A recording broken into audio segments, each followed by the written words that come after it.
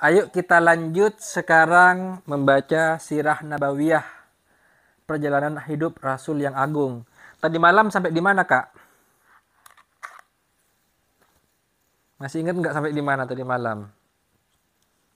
Ada ingat sampai di mana tadi malam? Sampai dibelah dadanya Nabi Muhammad.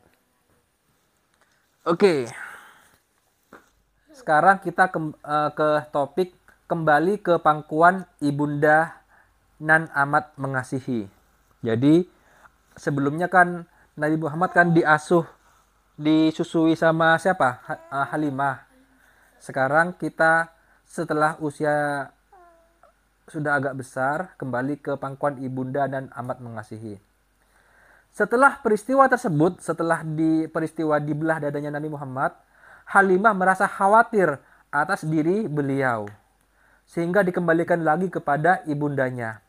Beliau tinggal bersama ibundanya sampai berusia 6 tahun. Berarti sampai usia 6 tahun tinggal sama ibu kandungnya. Sebagai bentuk kesetiaannya, Aminah memandang perlu untuk menziarahi kuburan suaminya di Yastrib atau di Madinah. Untuk itu, dia keluar dari Mekah dengan menempuh perjalanan yang mencapai 500 km bersama anaknya yang masih kecil, Muhammad SAW, pembantunya Ummu Aiman dan mertuanya Abdul Muthalib. Setelah tinggal selama sebulan di sana, dia kembali pulang ke Mekah, akan tetapi di tengah perjalanan dia terserang sakit sehingga akhirnya meninggal dunia di suatu tempat bernama Abwa yang terletak antara Mekah dan Madinah. Berarti ibunda Rasulullah, siapa ibundanya Rasulullah namanya? Aminah ya. Nah, itu meninggal ketika perjalanan pulang ke Mekah dari ziarah ke kuburan bapaknya, ayahnya Nabi Muhammad. Ke topik berikutnya, di pangkuan sang kakek nan amat menyayangi. Rasulullah SAW dibawa kembali ke Mekah oleh kakeknya. Perasaan kasih terhadap sang cucu yang yatim semakin bertambah di sanubarinya, dan hal ini bertambah lagi dengan adanya musibah baru yang seakan menggores luka lama yang belum sembuh betul. Maka ibalah dia terhadapnya, kepada iba terhadap Rasulullah karena sudah tidak punya bapak. Iba itu merasa kasihan.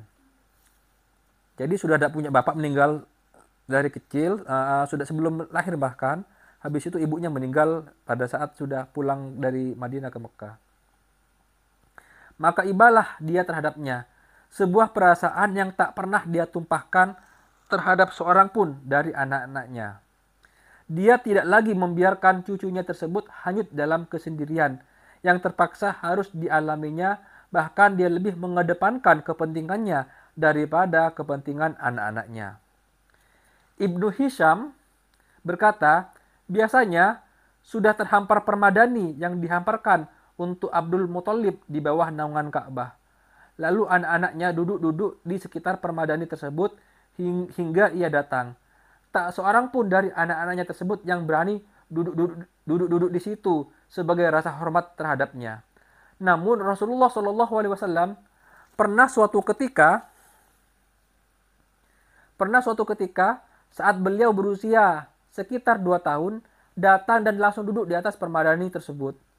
Maka paman-pamannya serta-merta mencegahnya agar tidak mendekati tempat itu. Ketika melihat tindakan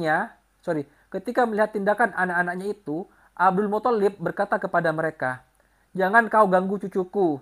Demi Allah, sesungguhnya dia nanti akan menjadi orang yang besar." Kemudian ia duduk-duduk bersama beliau di permadani tersebut sembari mengusap-usap punggungnya dengan tangannya. Dia merasa senang dengan kelakuan cucunya tersebut. Saat beliau berusia 8 tahun, 2 bulan 10 hari, kakek beliau meninggal dunia. Jadi 6 tahun ibunya meninggal ya tadi kan?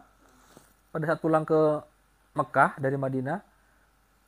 6 tahun, habis itu 8 tahun kakeknya meninggal juga.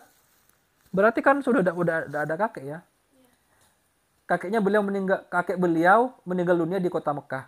Sebelum meninggal, dia memandang bahwa selayaknya dia menyerahkan tanggung jawab terkait cucunya tersebut kepada paman beliau, Abu Thalib, saudara kandung ayahanda beliau.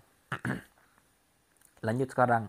Setelah dari Halimah di ibu susuan, habis itu dikembalikan ke ibunya, ibunya meninggal, habis itu di kakeknya meninggal, sekarang di pamannya, Abu Thalib namanya. Di pangkuan sang paman nan penuh belas kasih. Abu Thalib melaksanakan amanah yang diembankan kepadanya untuk mengasuh keponakannya dengan sebaik-baiknya dan menggabungkan beliau dengan anak-anaknya.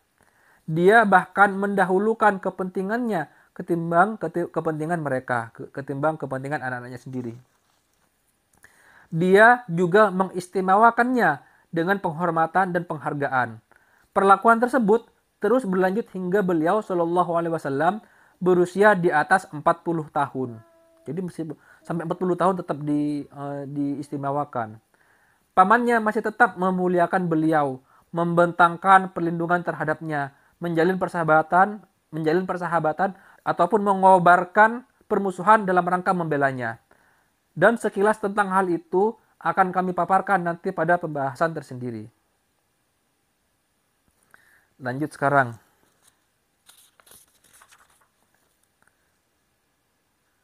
Sampai 2 topik lagi. Meminta hujan turun berkat kedudukan beliau. Ibnu Akasir meriwayatkan hadis dari Jalhumah bin Urfatoh. Dia berkata, ketika aku datang ke Mekah, mereka sedang mengalami musim paceklik. Tidak turun hujan, paceklik artinya. Musim kering.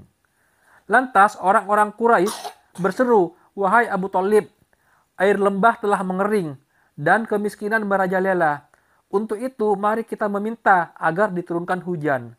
Kemudian Abu Thalib keluar dengan membawa seorang anak yang laksana matahari yang diselimuti oleh awan tebal, pertanda hujan lebat akan turun, yang darinya muncul kabut tebal, yang di sekitarnya terdapat sumber mata air sumur.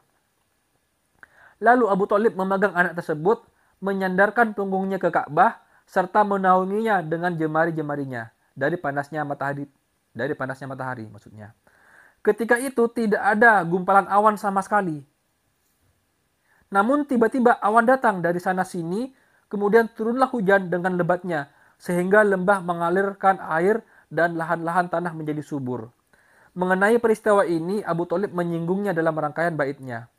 Dan bocah yang putih, sang penolong anak-anak yatim dan pelindung para janda. Melalui kedudukannya lah hujan diharapkan turun. Bersama sang rahib Bahira. Tahu rahib? Rahib itu kayak pendeta. Pendetanya 69. Ketika Rasulullah Shallallahu Alaihi Wasallam berusia 12 tahun, menurut riwayat lain 12 tahun 2 bulan 10 hari, pamannya Abu Thalib membawanya serta berdagang ke negeri Syam hingga mereka sampai di suatu tempat bernama Busra yang masih termasuk wilayah Syam dan merupakan ibu kota Hauran. Sini, Dek. Itu apa?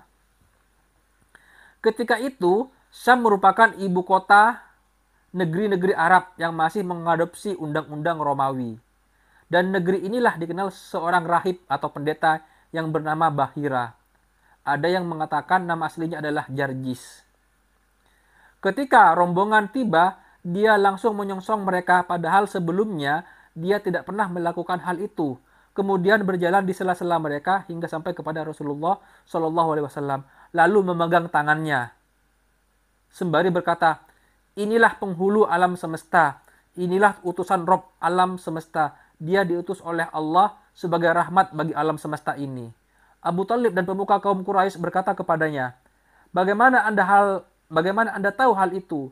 Dia menjawab, sesungguhnya ketika kalian muncul dan naik dari bebukitan, tidak satupun dari bebatuan ataupun pepohonan melainkan bersujud terhadapnya. Dan keduanya tidak akan bersujud kecuali terhadap sang Nabi. Sesungguhnya aku dapat mengetahuinya melalui tanda kenabian yang terletak pada bagian bawah tulang rawan pundaknya yang berbentuk seperti apel. Sesungguhnya kami mengetahui hal tersebut dari kitab suci kami. Sesungguhnya kami mengetahui hal tersebut dari kitab suci kami. Kemudian sang rahib mempersilahkan mereka dan menjamu mereka secara istimewa. Setelah itu, dia meminta kepada Abu Talib agar memulangkan keponakannya tersebut ke Mekah dan tidak membawanya serta ke Syam. Sebab khawatir bila tertangkap oleh orang-orang Romawi dan Yahudi, akhirnya pamannya mengirimnya pulang bersama sebagian anaknya ke Mekah. Ya. Jadi sampai di sini dulu, sampai di cerita ketemu dengan Rahib Bahira. Semoga bermanfaat. Besok kita lanjut lagi perang Fijar dan Hilful Fudul. Semoga kakak bisa tahu sejarahnya Nabi Muhammad. Mama juga tahu. Wassalamualaikum warahmatullahi wabarakatuh.